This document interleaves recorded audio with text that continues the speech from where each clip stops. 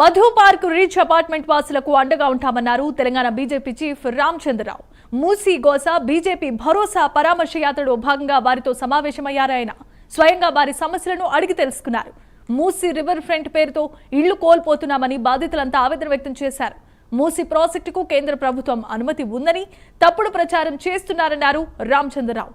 పేదల ఇళ్లను కూల్చి ఈ ప్రాజెక్టుకు కేంద్ర ప్రభుత్వం ఎలాంటి అనుమతులు ఇవ్వడం లేదని కూడా ఆయన స్పష్టం చేశారు.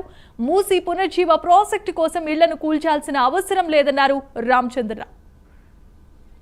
కాంగ్రెస్ ప్రభుత్వం గాంధీ సరోవర్ ఒక ప్రాజెక్టు పేరు మీద ఈరోజు చాలా ప్రతిష్టాత్మకంగా 4,000 కోట్ల రూపాయలు ఏడీబీ బ్యాంక్ నుంచి లోన్ తీసుకొని ఇవి కడతా ఉన్నారు. పిల్లలకు ఫీ రీఎంబర్స్మెంట్ డబ్బులు లేవు, కానీ ఈ పార్క్ కోసం మాత్రం 4,000 కోట్ల రూపాయలు తీసుకుంటారు. ఈ పార్కు ఇవన్నీ కూడా ప్రాజెక్ట్ అంతా కూడా కేవలం రియల్ ఎస్టేట్ డెవలప్ చేయడానికి మీ మనుషుల కోసం చేస్తూ ఉన్నారు. ఏషియన్ డెవలప్మెంట్ బ్యాంక్ నుంచి వచ్చే నిధుల్లో మీ కిక్ బ్యాక్స్ కోసం చేస్తూ ఉన్నారు.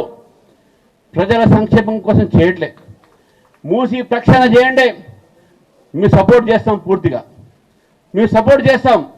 కానీ మూసి ఏదైతే ప్రవహిస్తుందో ఈ మూసి పక్కన ఉన్నటువంటి ఒక బఫర్ జోన్ పేరు మీద మధ్యవర్తి కుటుంబాల ఇళ్లు కూలగొట్టడం కానీ బీద వాళ్ళ ఇల్లు కూలగొట్టడం కానీ దాన్ని ఒప్పుకోం.